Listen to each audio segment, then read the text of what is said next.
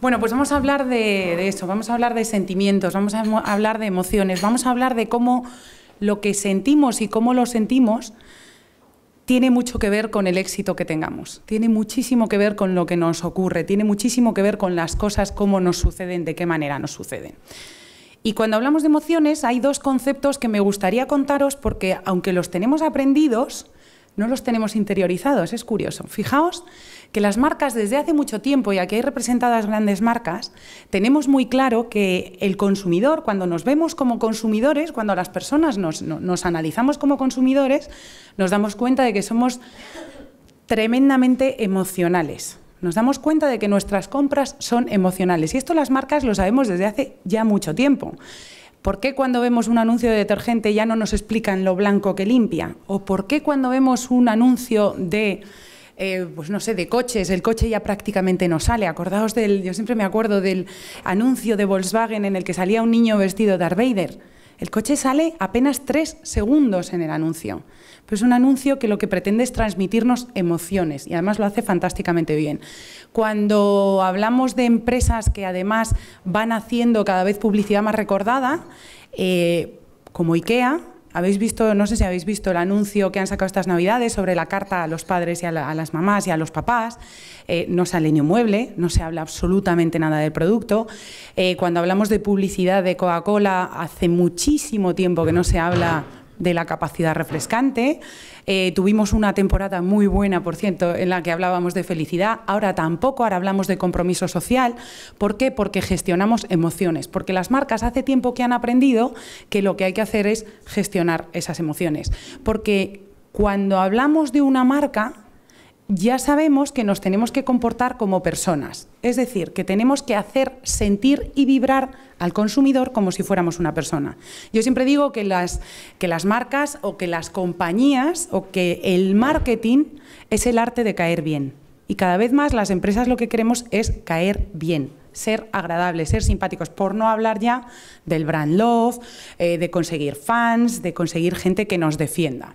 Bueno, pues este concepto que lo tenemos tan claro cuando hablamos de consumidores, luego cuando hablamos de personas en el entorno laboral, no tenemos tan claro el papel que juegan las emociones. No lo tenemos nada claro, es más, hasta nos cuesta hablar de emociones en las empresas, cada vez menos, pero nos sigue costando muchísimo entender lo relevantes que son las emociones y el papel tan relevante que juegan en las empresas, en las compañías. Y esto, bueno, claro, teniendo en cuenta que ni siquiera desde pequeñitos nos enseñan a gestionar emociones, pues parece bastante lógico que ya ni siquiera en la empresa hablemos de esto, pero bueno, la infancia y las emociones son otro debate interesante.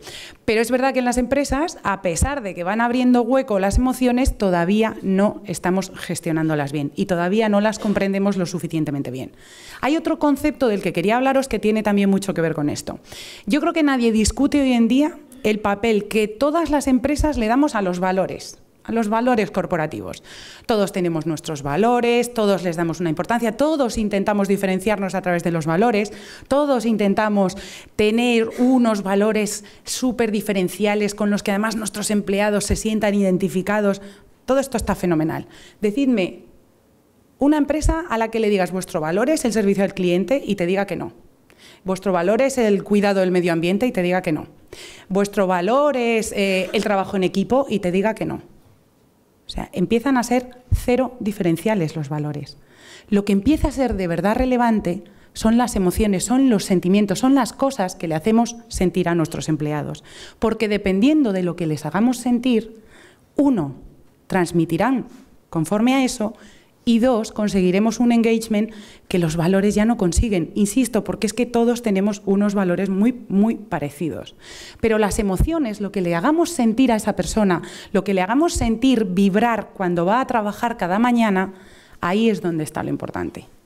Yo me acuerdo que una de las primeras, mi jefe actual, el presidente de ADECO, una de las primeras frases que me dijo nada más entrar fue: la gente no se va de las empresas, se va de las personas.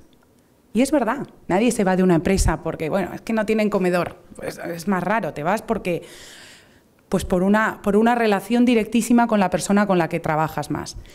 Pero es que además añadiría, la gente no se va de una empresa, la gente no se va de los valores. La gente se va por emociones, la gente se va por sentimientos. Y aún así, en las empresas seguimos sin tenerlos en cuenta. Fijaos si es relevante. Bueno, pues uniendo estas dos cosas, que insisto, las tenemos muy aprendidas y ni os cuento las empresas cómo conocemos esto desde hace tiempo, sin embargo, cuando hablamos de emociones en el entorno laboral, seguimos estando a años luz de donde deberíamos. Pero es que fijaros si es relevante. En nuestro cerebro hay una parte que es la amígdala cerebral. Y la amígdala cerebral es una parte del cerebro importantísima, que es la más primitiva, ¿vale? Es donde están todas nuestras emociones más viscerales. Pero es que además esa amígdala gestiona la información 5 veces más rápida que el cerebro racional. Quiere decir que nuestra amígdala se hace una idea. Por ejemplo, cuando entra en esta sala, nos envía ya información más que suficiente mucho antes de que nosotros empecemos a racionalizar esa información. Claro, si no sabes eso, si no entiendes que tu cerebro está funcionando antes incluso de que tú empieces a pensar, eres incapaz de entender por qué pasan algunas cosas. Eres incapaz de pensar o de entender por qué nos pasa esto de... ¿No os ha ocurrido ninguna vez? Espero que sí, porque a mí me pasa. Esto de... que hay con alguien con que es que no puede, no sabes por qué, no le encuentras una explicación, pero hay alguien que es que te enerva nada más verle, nada más... Cuando entra en el despacho ya es de... Y no sé por qué. Y no sé por qué, pero probablemente es que mi amígdala está trabajando. Porque es que encima la amígdala tiene otra parte curiosa, y es que es capaz de guardar la información mucho más que nuestro cerebro racional. O sea, que encima lo tenemos todo. Si a esto le añadimos que nuestro cerebro, por evolución, está más preparado para guardar las emociones negativas que las positivas, porque claro, para nosotros era relevante que todas las experiencias que nos ocurrieran malas no las repitiéramos. Entonces, guarda más las experiencias negativas que las positivas, con lo cual la amígdala, que encima guarda más información que nuestro cerebro racional, guarda grandes partes de información negativa, ¿vale? Y esto es muy importante de entender, y esto es muy importante de saber cada uno de nosotros para que gestionemos nuestra forma de actuar en el entorno laboral, nuestra forma de interactuar con nuestros colegas, con nuestros equipos, con nuestros jefes. Esto es tremendamente importante.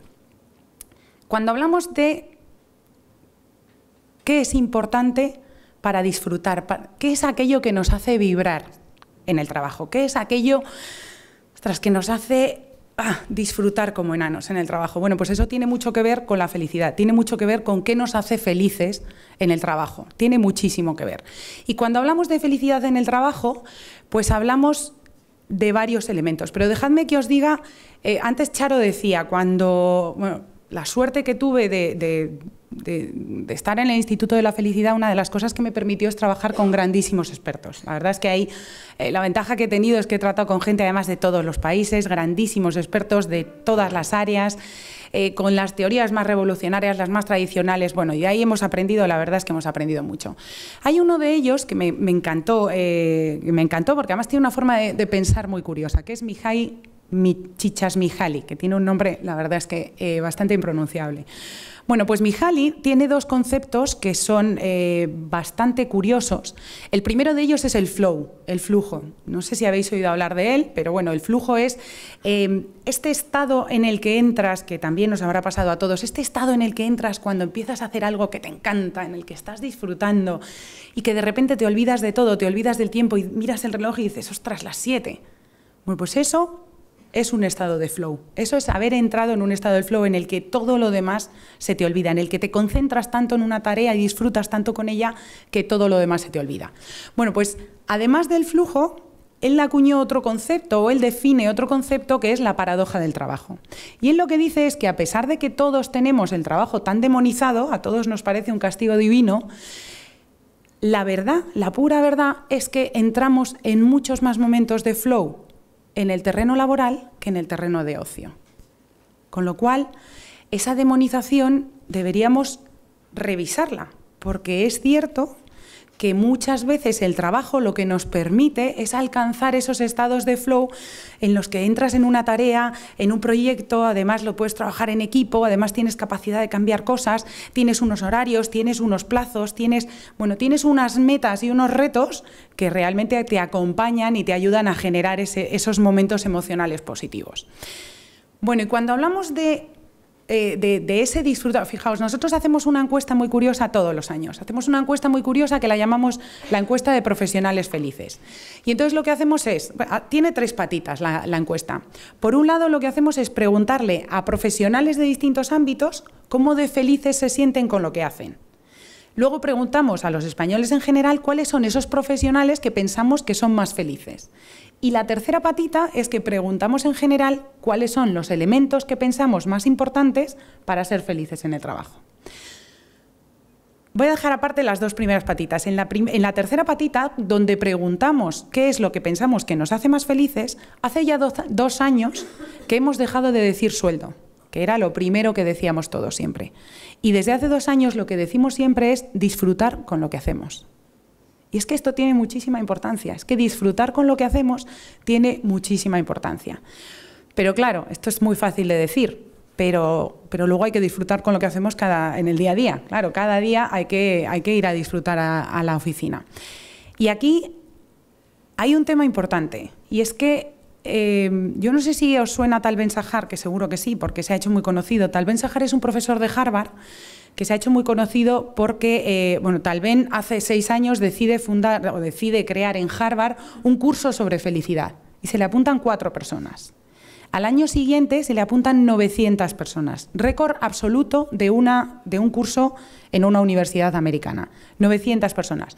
Y se hace muy conocido porque él lo que defiende es que la felicidad se trabaja, él lo que defiende es que la felicidad es casi como las matemáticas, que tú puedes ir haciendo ejercicios todos los días e ir elevando tus índices de felicidad. Bueno, pues con la parte de disfrutar en el trabajo tiene mucho que ver con la labor que nosotros tenemos que hacer cada día, con que nosotros nos empeñemos en disfrutar con lo que hacemos. Y ahora os cuento por qué. Pero esto que os decía de Tal Ben-Shahar, Tal Ben, ¿qué es lo que dice? Bueno, pues Tal Ben lo que hace es ejercicios pequeños que lo que le obligan a nuestro cerebro es a empezar a poner el foco en las cosas positivas. Por lo que os decía, porque es que lo que hemos descubierto es que nuestro cerebro, esto que decimos de no, es que este es muy optimista. Bueno, pues lo que hemos descubierto es que el que es optimista es más realista que el pesimista, el negativista. Bueno, pues que el pesimista. Bueno, pues el optimista tiene una visión más realista que el pesimista. O sea, que fijaos hasta qué punto es importante que sigamos dándole hueco a esos sentimientos y a esas emociones positivas nosotros en el día a día. Bueno, pues esto que os decía antes de nosotros tenemos que trabajar esa capacidad de disfrutar cada día con lo que hacemos. Y esto tiene que ver con 4 elementos diferentes de los que os voy a hablar ahora.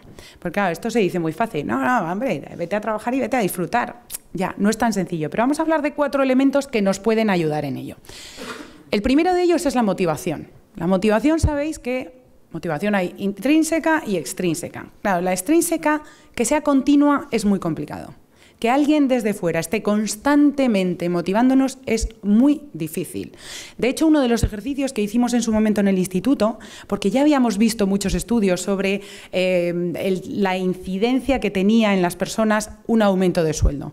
Bueno, pues quisimos medirlo en 12 países diferentes, 5 continentes, ¿vale? Porque considerábamos que el sueldo era quizá de la motivación extrínseca una de las piezas más básicas y de las que a todos nos viene siempre a la mente. Bueno, pues quisimos analizar qué efecto tenía una subida de sueldo en 12 países diferentes. Y lo que vimos es que, de media, la satisfacción que produce está entre 2 y 3 meses. Luego vuelves a tu estado habitual. Luego vuelves a sentir y a mantener tus niveles de felicidad según estabas antes de. ¿Vale? Con lo cual es tremendamente importante que entendamos que aquí lo potente es la motivación intrínseca. Yo cuando la pregunta del millón, que ya se ha ido diluyendo un poco, pero cada vez que alguien tenía un poco de confianza me la hacía, era esta de, ¿pero cómo te fuiste de Coca-Cola? Es verdad, pues me fui por una motivación intrínseca muy potente, que era una inquietud personal de intentar hacer algo por un tema como el desempleo. Contra eso nadie puede luchar. Contra eso, el día a día, que me encuentre todas las dificultades del mundo o que me encuentre algún idiota por el camino, pues es que si mi motivación intrínseca es tan potente como esa, pues es difícil que me venga abajo, es muy difícil. Pero claro, tengo que encontrarla, esa motivación intrínseca, esa capacidad de sacar de mí algo que sea lo que me hace vibrar cada día, pues ahí es donde hago la diferencia.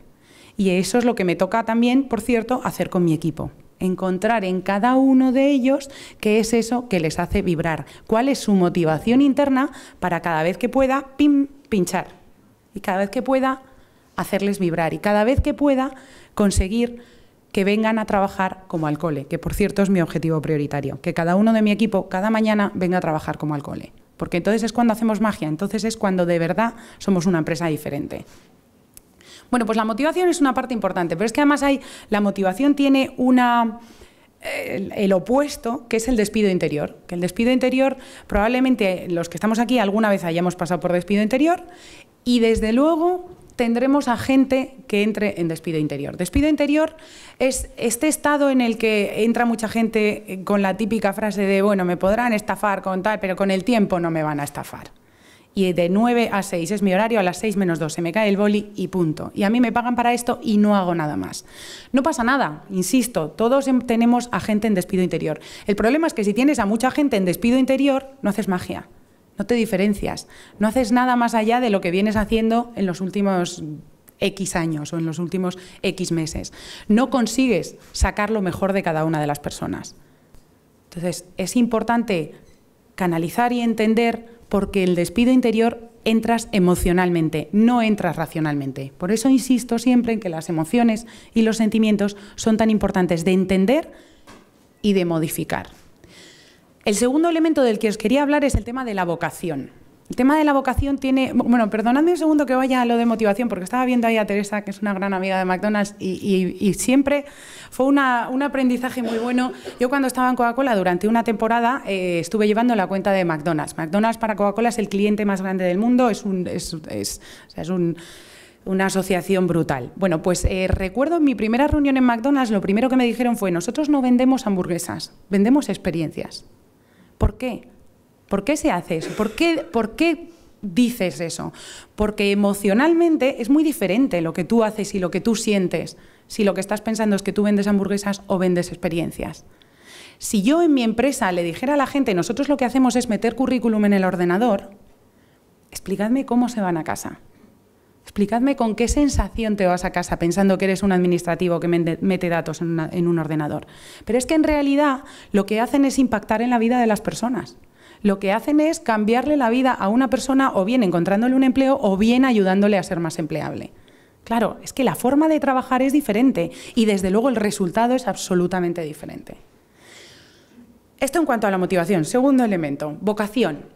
Bueno, la vocación es otro de los elementos claves para sentirte fenomenal con lo que haces. Claro, ostras, cuando tenías a alguien en el cole que quería ser periodista, ha sido periodista, es buen periodista y ahora le preguntas, pues es feliz con lo que hace. En esta encuesta en la que os hablaba de profesionales felices, los profesionales que más felices se declaran son sin duda los vocacionales. Y os digo, por ejemplo, el ranking, los 5 primeros. Artistas, tremendamente vocacional. Científicos e investigadores, tremendamente vocacional. Profesores y maestros, tremendamente vocacional. Médicos y psicólogos, tremendamente vocacional. Claro, periodistas, perdonad, tremendamente vocacional.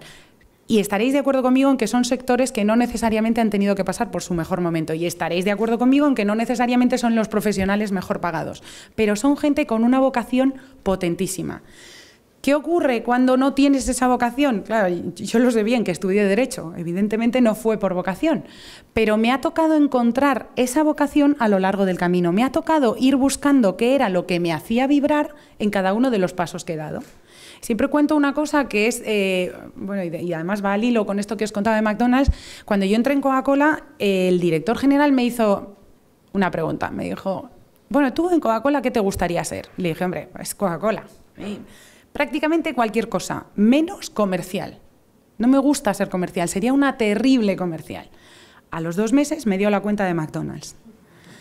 ¿Pero a qué me obligó? Me obligó a entender qué es lo que me hacía vibrar de ser comercial. Así que tuve que hacer un ejercicio de, venga, vamos a pensar un momento, porque es que si no esto va a ser un infierno. Vamos a pensar un momento. ¿Me gusta tratar con la gente? Me encanta. Me encanta empatizar, me encanta entender las necesidades del de enfrente, me encanta intentar ayudar, me encanta. Joder, pues es que estas claves son bastante parecidas a lo que es un buen comercial. Bueno, pues en ello me puse y estuve 4 años llevando la cuenta, que se suponía que tenía que haber estado mucho menos tiempo, pero es que lo disfruté como una enana. Y de ahí mi siguiente paso fue ser adjunta al presidente, pues porque lo disfruté, y cuando lo disfrutas, pues normalmente eres un mejor profesional. Y claro, cuando hablamos de felicidad en el trabajo, aquí hay 2 motivos por los que es importante. Uno, por las personas, porque que no se nos olvide que es el objetivo prioritario de todo ser humano. Y 2, por la empresa, porque somos mucho mejores profesionales cuando disfrutamos con lo que hacemos, con lo cual eso va directamente a la cuenta de resultados de una empresa. Bueno, vocación, hemos hablado ya de motivación y hemos hablado de vocación. Tercer elemento, crecimiento. Bueno, hay más elementos, pero quería enfocarme hoy en estos 4. Crecimiento. Es enormemente importante para todos y cada uno de nosotros pensar que en la empresa y con lo que hacemos estamos creciendo, nos estamos desarrollando. Fijaos, uno de los elementos más graves de infelicidad que existen es el desempleo, porque ataca a nuestra autoestima directamente, porque nos da la sensación de que no estamos creciendo, de que no nos estamos desarrollando. Por eso cuando analizamos ahora los índices de felicidad a nivel europeo y en concreto en España, vemos como cuando la crisis empieza, en los 2 primeros años prácticamente los índices de felicidad no varían. Curioso que, oye, ya llevábamos 2 años de bofetón. Bueno, pues aún así todavía no habían variado. Llega el Mundial de Fútbol, analizamos qué ocurre con el Mundial de Fútbol y aumenta los niveles de felicidad de los españoles tremendamente. Curioso ver cómo un Mundial de Fútbol puede tener este efecto y, sin embargo, una crisis de 2 años todavía no lo había tenido. ¿Pero qué ocurre ahora? Que los índices han descendido mucho. ¿Por qué? Por el desempleo. Es probablemente la causa más grave de infelicidad que existe. Bueno, pues dicho esto, esa sensación de crecimiento es la que hay que cuidar en las empresas. Yo siempre digo que la frase que menos me gusta de que me hagan en las empresas es esta de ¿dónde quieres estar dentro de 5 años? No quiero saberlo, no quiero saber dónde voy a estar. Lo que sí que tengo claro es que quiero pensar que he crecido. Lo que sí que tengo claro es que quiero pensar que hay un reconocimiento detrás de mi carrera y que he ido creciendo y que he ido haciendo las cosas cada vez mejor. Eso desde luego. Entonces esta parte de crecimiento es muy importante. Y hay un cuarto elemento que tiene también mucho que ver con la felicidad en el trabajo, que es el del sentido. El de qué sentido tiene lo que hago, qué sentido o qué huella dejo con lo que estoy haciendo. Y eso es un elemento potentísimo de sentirnos plenos y felices con lo que hacemos. Os lo contaba antes, esto que os digo, de una vez que yo convenzo a alguien, una vez que yo consigo que una persona se sienta de una forma emocionalmente satisfecha con lo que hace en el trabajo, es decir, cuando yo consigo, además lo puedes ver facilísimamente. Tú entras en una oficina de Adecco en la que la persona siente que es un administrativo y tú entras en una oficina de Adecco en la que la persona cree que le está cambiando la vida a alguien. No tiene nada que ver la forma de hacer su trabajo, nada que ver el servicio que da, cómo te trata, cómo te va a saludar, cómo te va a pedir que... Nada, no tiene absolutamente nada que ver. Porque uno piensa que lo que hace tiene un sentido. Pero, sin embargo, meter datos en un ordenador es muy difícil encontrarle un sentido a eso. Es muy difícil encontrar o sentir o pensar que estás dejando huella. Si a mí me preguntáis, oye, ¿qué es lo que más feliz te ha hecho de...? Que es difícil, porque han sido 15 años de absoluta felicidad. ¿Qué es lo que más feliz te ha hecho de Coca-Cola o de tu paso por Coca-Cola? Pues probablemente el Instituto de la Felicidad. ¿Por qué? Pues porque hay una huella ahí, has creado algo, has dejado algo, hay un bebé ahí. Bueno, pues eso te llena muchísimo. Cuando hablamos de felicidad y cuando hablamos de definiciones de felicidad, Martin Seligman, que es el padre de la psicología positiva y es uno de las personas que permitió que en las organizaciones se empezara a hablar de felicidad sin pensar en que era un concepto ñoño, o que era un concepto secundario, o que era una cosita, esto es de tontos. Bueno, pues Martin Seligman, dentro de su definición de felicidad, habla y mucho del sentido, de que todos tenemos que pensar, todos tenemos que sentir que lo que hacemos tiene un sentido, que nos trasciende, que va un poquito más allá, porque ahí es cuando de verdad consigues, marcar la diferencia. Y cuando ya... Esto ya sí que es magia, pero cuando ya consigues que una persona conecte su proyecto vital con lo que hace en la empresa, ya entonces es único, absolutamente único. Cuando yo consigo que mi inquietud personal, que es conseguir cambiar el mundo, conseguir hacer algo por un tema tan grave como el desempleo, lo puedo hacer a través de mi trabajo, claro, es que hago magia. Es que, bueno, hago magia. Hacen magia con mis emociones, hacen magia con mi capacidad de sentir. ¿Vale? Y esto es muy importante, esta capacidad de pensar que lo que hacemos tiene un sentido y que va mucho más allá de lo que pensamos. Dicho todo esto, y hablando de estos 4 elementos, es cierto que, bueno, pues con el tema hay una parte importante, además Charo me ha puesto la frase ahí, que es una frase que me encanta, que es: el éxito no conduce a la felicidad, pero la felicidad puede conducir al éxito. Y si pensáis en gente a la que, bueno, pues pensáis que le ha ido bien, pensáis, porque el éxito además cada uno, ostras, lo concebimos de una manera, cada uno piensa que es una cosa, pero si pensáis en gente que, o yo me pongo a pensar en modelos de personas que creo que han tenido éxito, les recuerdo disfrutando siempre con lo que hacen, les recuerdo apasionados por lo que hacen, y además les recuerdo arrastrando a los demás y contagiados los demás de esa pasión, de ese disfrute, de esa capacidad de hacer cosas, de esa, bueno, pues de esa forma de hacer. Pero hay, bueno, podría estar horas hablando de felicidad y lo sabéis, pero es cierto que desde hace no mucho empiezo a estar tentada de dejar de hacerlo. Empiezo a estar tentada, sí, es verdad, el otro día lo decía, decía, mira, ya no quiero más, ya no quiero ser feliz, ya está, se acabó. Principalmente por 2 motivos. Uno, porque la felicidad se ha puesto de moda. Se ha puesto de moda. O sea, y además, como somos, pues nos vamos a cargar el tema de la felicidad, porque como lo banalizamos y ya todos, pues nos lo vamos a cargar entre todos. Yo tengo en el móvil, tengo en alertas de Google, tengo la palabra felicidad, tengo unas cuantas más, pero tengo la de felicidad, y la de felicidad es un bombardeo constante, no os lo recomiendo, porque es de verdad, es tremendo. Pero he empezado a hacer el ejercicio de ir guardando las noticias sobre felicidad.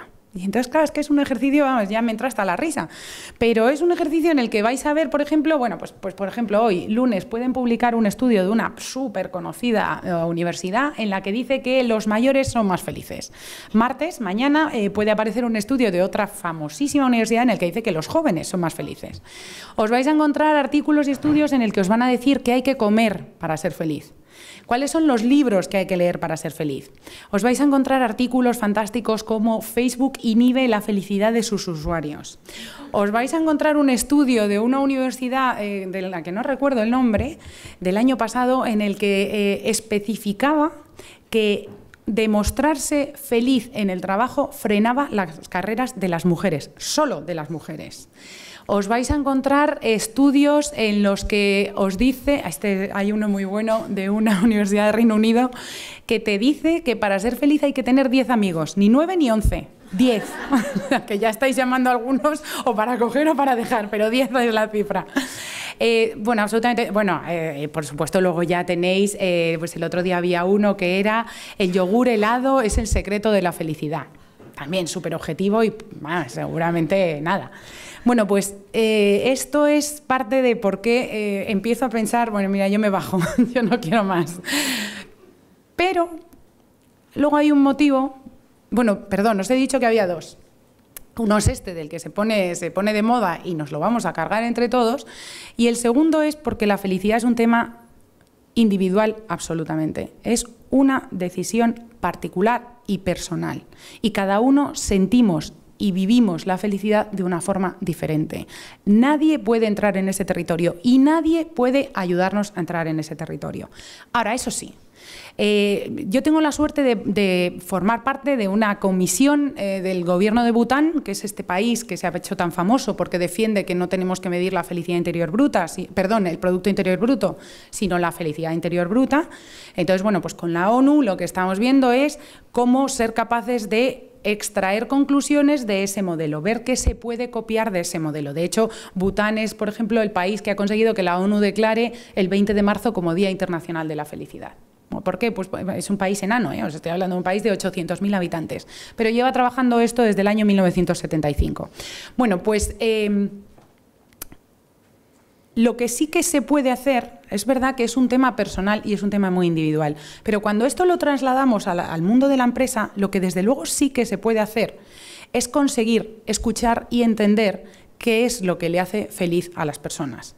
Porque si yo lo entiendo, si yo entiendo qué es lo que a mí me hace vibrar, qué es lo que a mí me hace feliz, lo que puedo es acompañarme por el camino. Lo que puedo hacer es poner las herramientas claves para que si yo elijo ser feliz, nadie reste.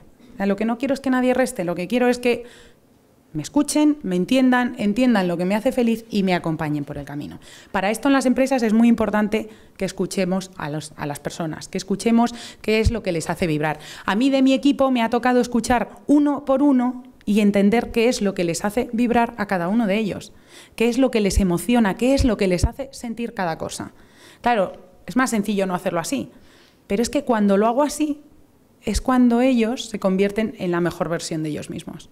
Entonces yo tengo gente, claro, de lo más variopinta, pues tengo a mi diseñador gráfico, que su sueño es su sueño es hacer una película en 3 dimensiones para Pixar. Entonces le he dicho, fenomenal, me parece fenomenal, yo te voy a acompañar. Yo te voy a acompañar. Vas a empezar el 20% de tu tiempo a hacer piezas en 3 dimensiones, pero para deco. La vas a hacer para deco. Entonces, claro, tendríais que ver nuestra comunicación interna, es espectacular. Es una cosa todo en... Pero, claro, a él, o sea, él está, vamos, su compromiso, su entrega y su... bueno, pues cómo viene por las mañanas a trabajar no tiene nada que ver con cómo venía. Y sin embargo tengo gente que todo lo contrario. Tengo a una persona de la que no voy a decir el nombre, que el mayor mérito que me atribuye en estos 3 años, que ya es triste, es que en su tarjeta he conseguido que ponga manager. Bueno, pero era lo que a él le movía, es lo que a él le hacía vibrar. Y lo que le hace vibrar es el reconocimiento, lo que le hace vibrar es el sentarse con alguien, con colegas o con gente de fuera, con un posicionamiento. ¿Vale? Bueno, pues tengo que entender de cada uno de ellos qué es eso que les hace vibrar. He perdido el hilo. Ah, no, os hablaba de perdido el hilo porque, claro, me voy. Bueno, pues estas dos cosas, eso de que sea un tema tan personal y tan particular y el que se haya puesto de moda, pues es lo que está tirando un poquito hacia... Mira, yo me bajo de este carro porque yo ya... bueno. Pero, sin embargo, hay un motivo muy importante por el que sigo en este carro. Y es que, os decía antes, mira, he tenido la suerte de trabajar con muchísimos expertos y he tenido la suerte de preguntarles a todos ellos cómo definirían o cómo es o qué es la felicidad. Y me quedo con una cosa que dice siempre Carmelo Vázquez, que es catedrático de Psicología Positiva de la Universidad Complutense. Carmelo lo que dice es, a mí no me importa definir la felicidad, a mí no me importa porque cada uno la definimos de una manera. A mí lo que me importa es que la felicidad hace que vivamos más y mejor, que la felicidad alarga la vida. Y esto es lo que me mueve. Así que espero que hoy de aquí salgamos todos con 5 o 6 días extras por lo menos. Muchas gracias.